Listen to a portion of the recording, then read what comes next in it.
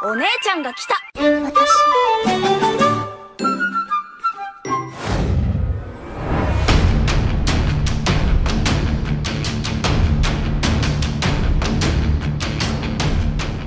Halo, apa kabar semuanya? Salam kenal dan selamat datang di channel Playlist ID.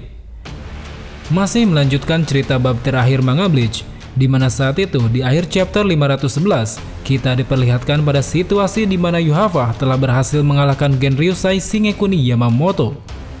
Well, tanpa menunggu waktu lama, sebelum kita lanjutkan ceritanya, pasang dulu sabuk pengaman dan segera bunyikan tombol loncengnya.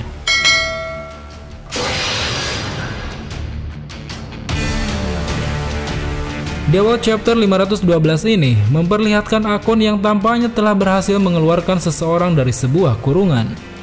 Terlihat saat itu Akon tengah terluka parah akibat serangan yang dilancarkan oleh musuh.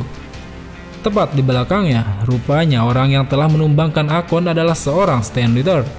Stand Eater itu tak lain adalah Sas Domino yang mana memiliki Shrift Sigma dengan kemampuan pisau raisinya.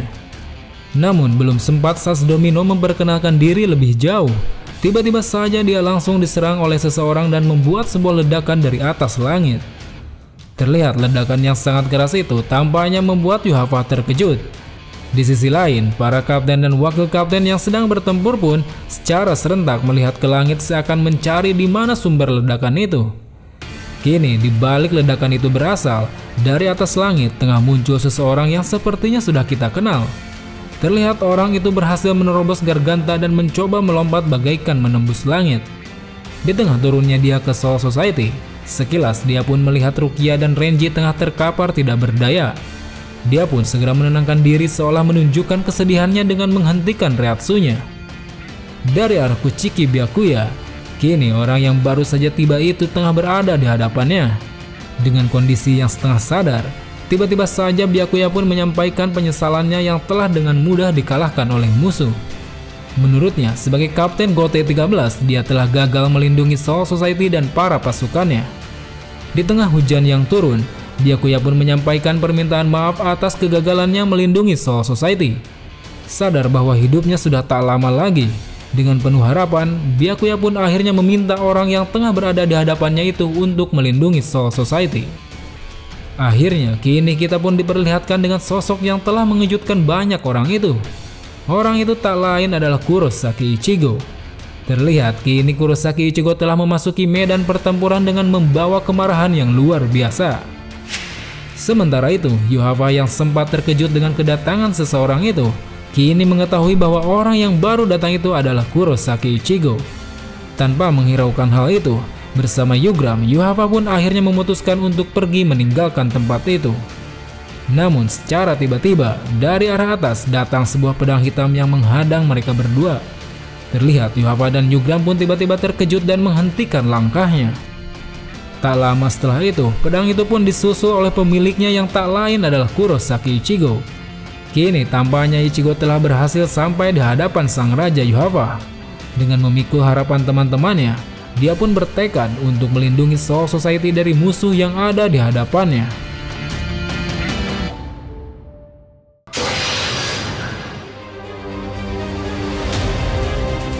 Melanjutkan chapter sebelumnya, chapter 513 ini memperlihatkan situasi di mana Kurosaki Ichigo tengah berhadapan dengan Yuhava. Melihat kedatangan Ichigo di hadapannya, tampaknya membuat Yuhava sedikit terkejut. Sepertinya Yuhava tidak menyangka bahwa Ichigo bisa keluar dari kurungan yang diciptakan oleh Kyuuge Oppie. Di sisi lain, Ichigo yang sudah babak belur akibat pertarungan sebelumnya, kini bertanya pada Yuhava, apakah dia sang pemimpin musuh? Namun sepertinya pertanyaan itu malah dijawab dengan candaan oleh Yuhava. Mendengar candaan itu tampaknya membuat Ichigo semakin marah. Sambil berteriak, dia pun bertanya kembali pada Yuhava, apakah dia yang bertanggung jawab atas kekacauan yang terjadi di Soul Society? Mendengar pertanyaan itu, Yuhava pun dengan tegas menjawab bahwa memang dialah orang yang telah menyebabkan semua kekacauan ini terjadi. Dengan kemarahannya yang memuncak, Ichigo pun kini melepaskan kekuatannya hingga meluap-luap. Terlihat kekuatannya itu mampu membuat ledakan kecil di sekitar tubuhnya. Melihat hal itu, Yuhava pun sepertinya mengurungkan niatnya untuk segera meninggalkan tempat itu. Kini dia telah memutuskan untuk menghadapi Ichigo terlebih dahulu sebelum melangkah pada rencana selanjutnya.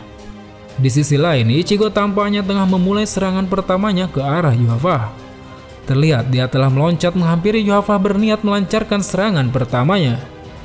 Di awal pertarungan ini, sepertinya Ichigo langsung mengeluarkan teknik andalannya yaitu Getsuga Tensho. Terlihat serangan Getsuga Tensho-nya itu tampaknya berhasil menciptakan ledakan ke arah Yuhava. Namun tiba-tiba saja dari balik ledakan itu, muncul tangan yang langsung menarik Ichigo hingga membuatnya jatuh ke tanah. Setelah berhasil membuat Ichigo terjatuh, Yuhava pun lantas mengeluarkan pedangnya berniat hendak melancarkan serangannya pada Ichigo.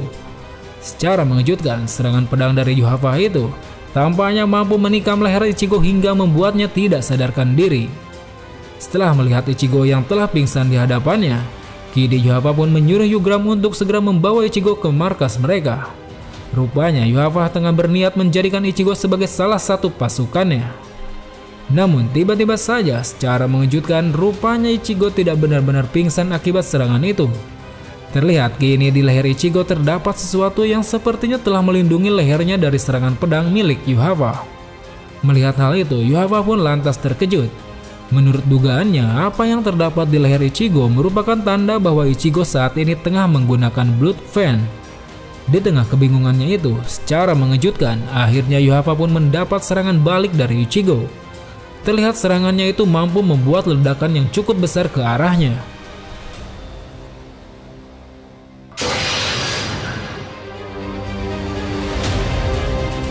Pada chapter 514 ini, kita diperlihatkan dengan sebuah ledakan yang sebelumnya disebabkan oleh serangan balik yang dilancarkan oleh Ichigo.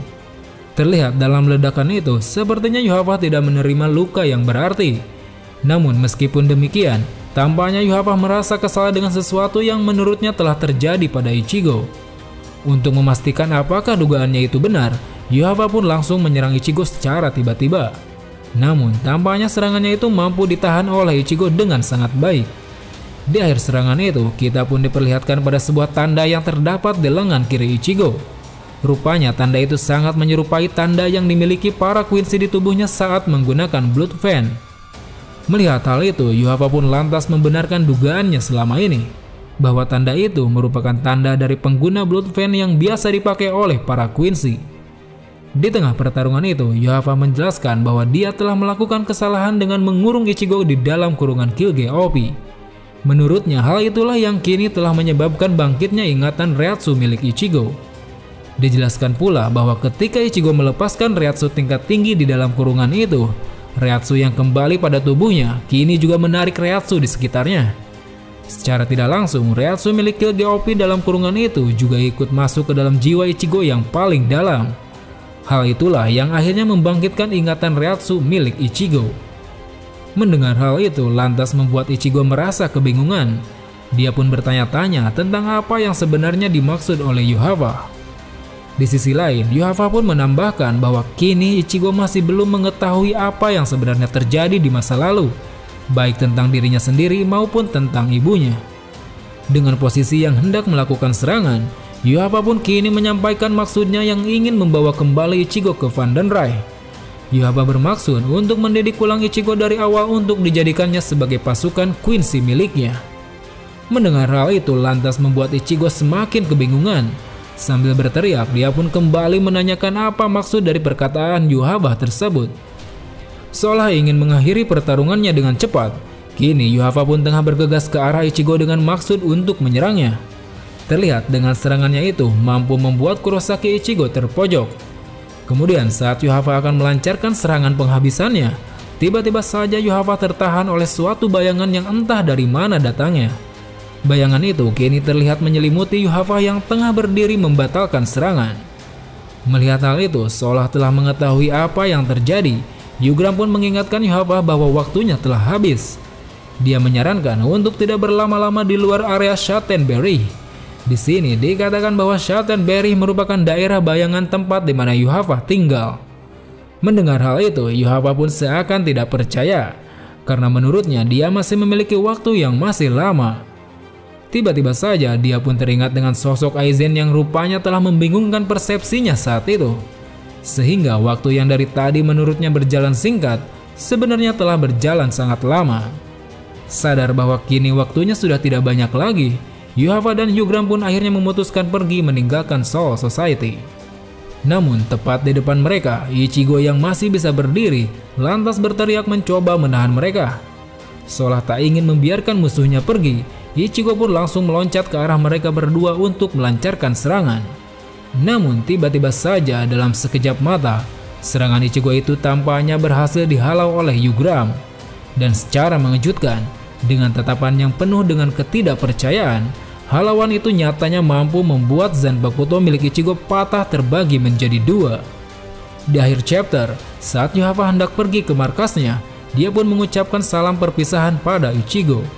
Dia menyebutkan bahwa suatu hari nanti dia akan membawa kembali Ichigo, karena menurutnya Ichigo merupakan putranya yang terlahir di kegelapan.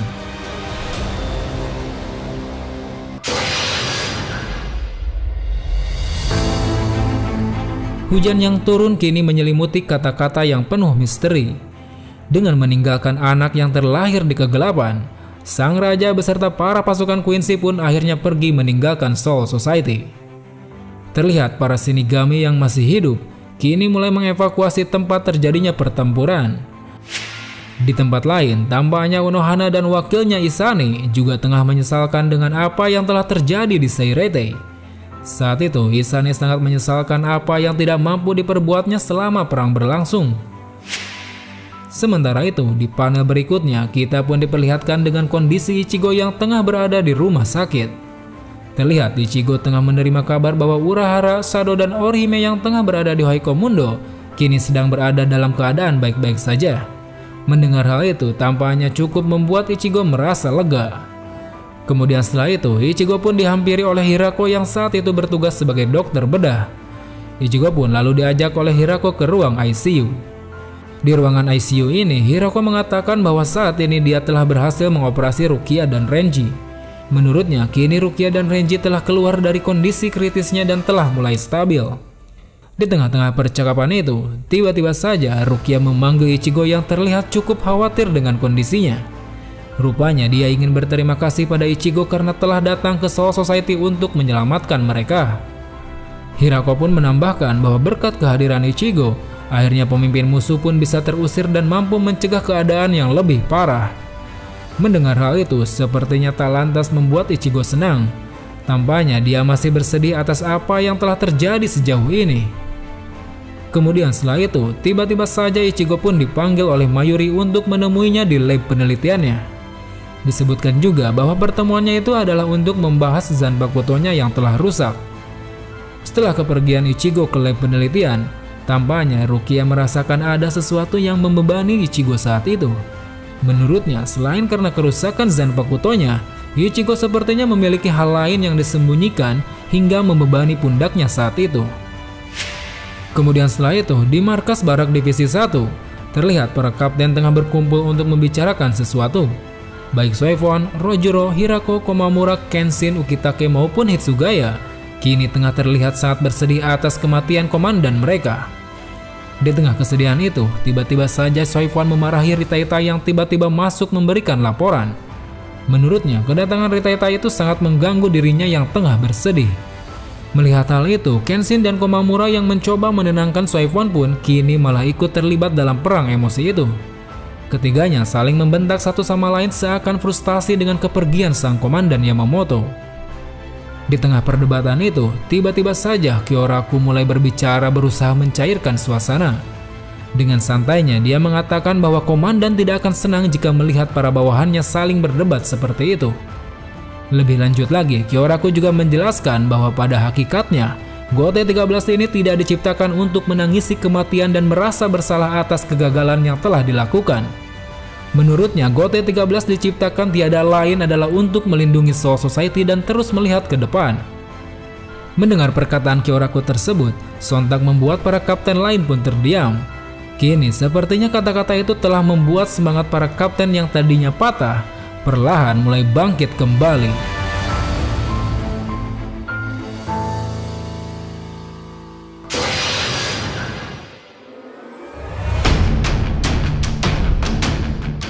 Well teman-teman, sangat menarik untuk mengetahui kelanjutan pertempuran Shinigami melawan para Queens ini.